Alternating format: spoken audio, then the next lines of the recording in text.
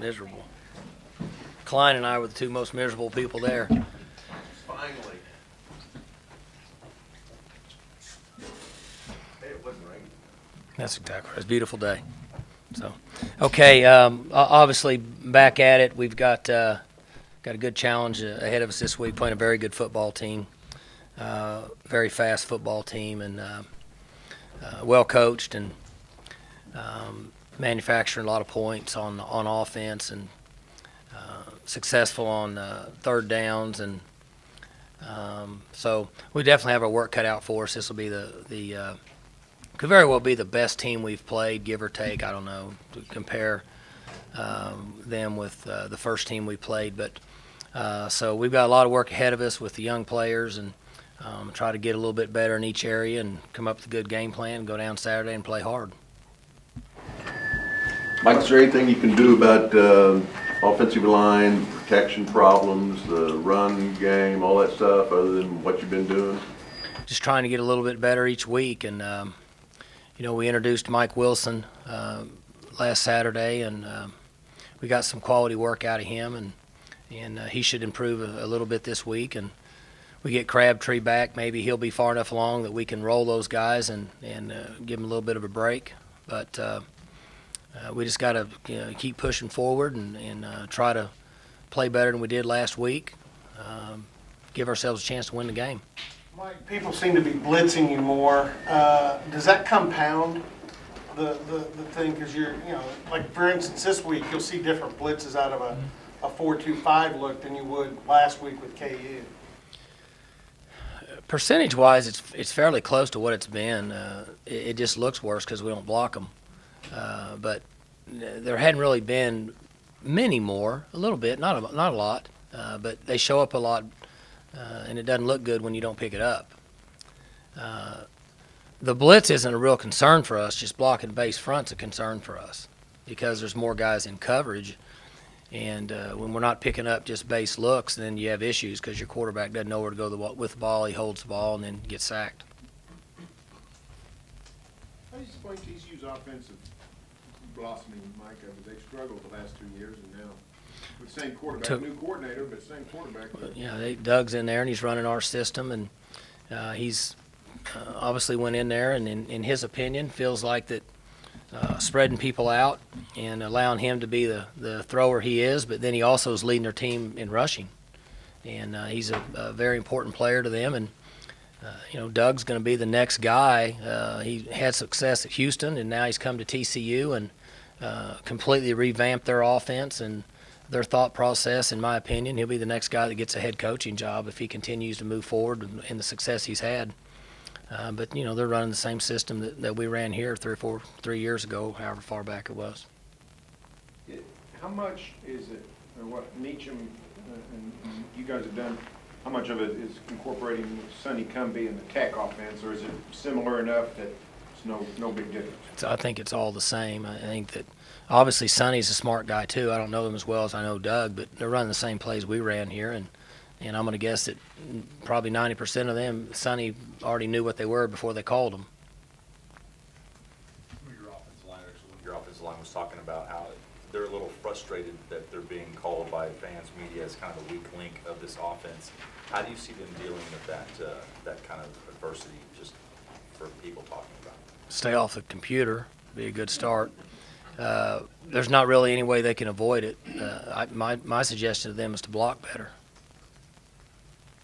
Go back to Boykin. What's made him more effective in the passing game this year as opposed to a year ago? It's not even the same system. I mean, they were running option, and I don't know. You have to ask them, but it doesn't look like the same thing to me. Doug's gone in there and revamped it, and they're in a different style of offense. They look the same way that we did years ago, except they're running their quarterback a little bit more. Their defense has given up more.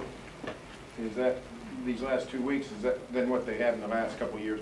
Is that just the teams they've been playing, two pretty good offenses typically? Or? Two things. First thing is the two offenses are pretty good. The second thing is that when you run the style of offense that they run, that their defensive statistics are going to go down because you're not using the clock. They're playing fast. They either score fast or they're off the field fast, so the defense is on the field more. very similar to what's happened here over the last 6 or 7 years, and people have not been happy with the defense, but the defense stays on the field a lot. Even when we're having success on offense, the defense is on the field a lot because you score really fast. So I would guess, could be wrong, that they could play as well as they've played in the past, and their defensive statistics will go down because there's more plays on the field. Can you talk about Dax and his progression over the last few weeks, and especially how he's handled the opposing defenses, kind of trying to take away the long ball? Well, he's played pretty well, except he needs to understand depth of safeties and certain times when he's throwing the ball. Dax's ability to improve each week will be based on us running the football, because if we are not able to run the football, then you play pass, and then when you're playing pass, it's hard to throw a pass. Defenses are much faster, and their defensive linemen nowadays are much better in pursuit of the quarterback than even it was 5 or 6 years ago. So, in my opinion, you can ask somebody else, that if you have a difficult time running the ball, you're going to have a difficult time throwing the ball. How did Mike Wilson grade out for his first career start? He did okay. For his first time, he did okay.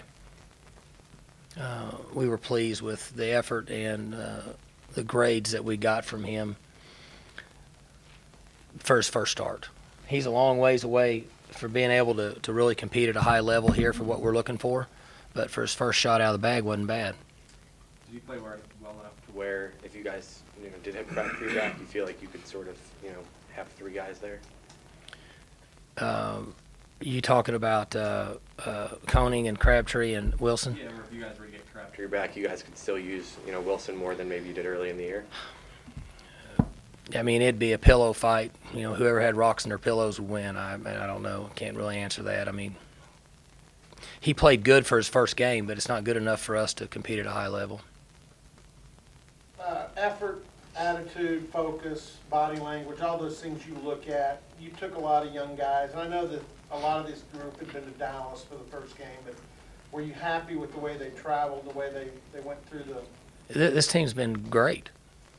They've been super. Their focus has been very good over the last few weeks. They've held up. So far, I don't think they've really run into a fatigue mentally or physically. Everything's been good. They're just they're average and they're learning on the run right now. I mean, there's times, I said this in the post game, and I'll say it again. I looked out on defense. We had like 4 or 5 freshmen out there, and so I just kind of turn away and don't look, and that way I don't get sick. But they're fine. There's not any issues here, except we're just trying to get them to grow up really fast. Do we make too much out of since you're going to play a top 15 team this week, your team's going to be more hyped to play them than they were a week ago? They don't know. They're just trying to get to class and take care of all their books and everyday life, and they'll be excited about playing TCU because they'll see late in the week and who they are, and it's on TV and those things. But we have to prepare the same, and for the most part, they really do. The last few weeks, if we didn't practice really well and prepare well, then we could get beat. That's every game for us. So it's really the same for them. I mean, here's what they do, here's what we're going to do, here's how you need to improve each week. These are mistakes we made in the last game. Let's try to get better in it. Like, we talked to our guys about avoiding pass interference and holds in the secondary in the last couple of weeks. They've got a little better. We worked hard and said, okay, we were really poor in kick and punt coverage in these games. Here's what we need to do to improve. They've gotten a little better. I went ahead and coached special teams again last week. I'm not coaching it this week. So, there's just certain things you do to make adjustments each week. Coach, what can you say about Jacob's production so far? He's been good for us. I mean, he was a guy that we didn't know a lot about. He had redshirted. He's young, hadn't played a lot. He's averaging over 70 snaps a game, which is somewhat unfair to him, being a redshirt freshman. But he's given us effort. He's tackling fairly well. He's showing more signs of being athletic than what even we thought he could be. And the guy's playing hard. So we're getting a lot out of him. Guys like Seth, a year and a half from now, those guys that turn into be really good college players. And he's kind of moving that direction. He's just kind of learning on the run right now. And I get all the same questions. Let me give you the best example. you take a guy like Furman. Furman is at the top of a lot of our conference in statistics, right? Like tackles for loss, sacks, and things like that. Well, he hasn't even been here a year. Well, it's the same amount of time our freshmen have been here. So what's the difference? This guy's played 4 years and 3 years in college in the Big Ten, and he's 22 years old. He's been here the same amount of time as all of our freshmen. Look at his production level and look at some of those other guys. It's based on his maturity, it's based on his experience, and based on his age. Coach Gundy, were you surprised that Kansas kicked to Hill? Yes. Were you pleased that they kicked to Hill? I am now. A good close friend of mine told me after the game, it's good, make sure you 24's on the bus next time you go play a game. I said, well, we have one person checking to make sure he's on the bus. Sticking with special teams, since you've been working with it, what have you I've done? been to really doing get- special teams. What have you done to really get Ben Grogan going? He had a streak of 12. in a No, row for a while. I don't consider a kicker special teams. They're a whole different ball game. You know what? Ben has done a good job of just staying focused and improving. You know, he had a little bit of a hip flexor issue that caused him some problems, in my opinion. And he feels better now. He's a little bit healthy. You know, we talked about this 3 or 4 weeks ago. It's like a golf swing. I don't know anything about golf, but you read and hear about these guys on the tour that if they have a little twitch in their back, it messes with their swing and it's not the same. Well, he's been a little sore for a while over the summer, and I think now he's finally healthy and he feels better and he's developed a little bit of confidence. I mean, we were terrible in protection in the game and cost him a kick. Otherwise, he's been fine.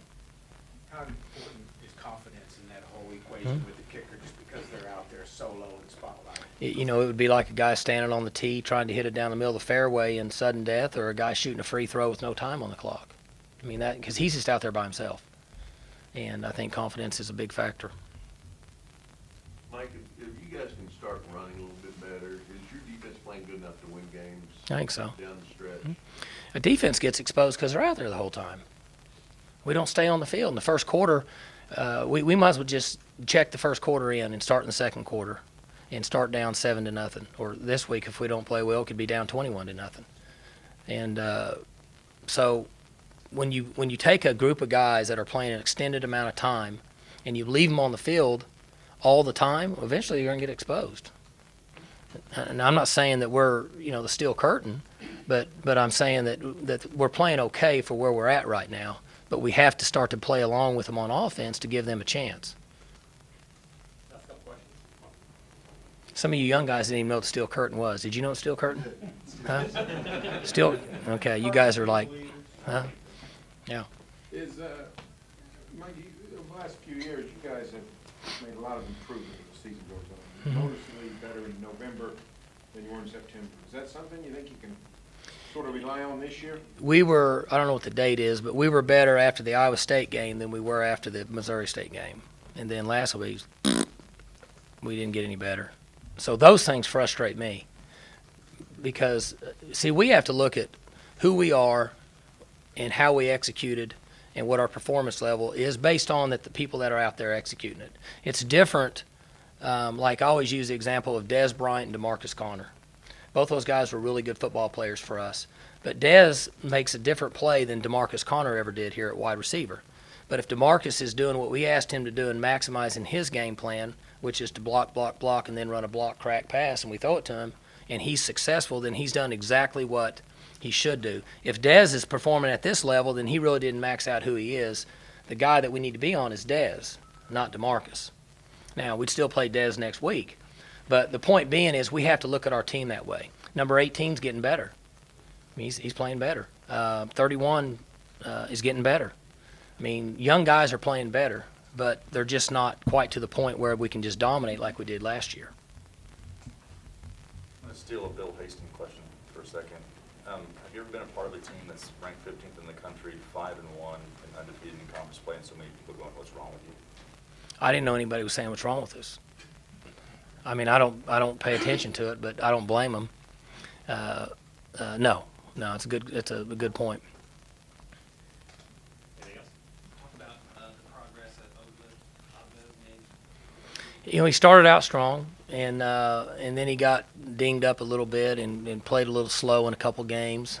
Played, but I mean he was a little sore, and he started to come back a little bit. Played really well. Had a bunch of statistics in this last game and made plays.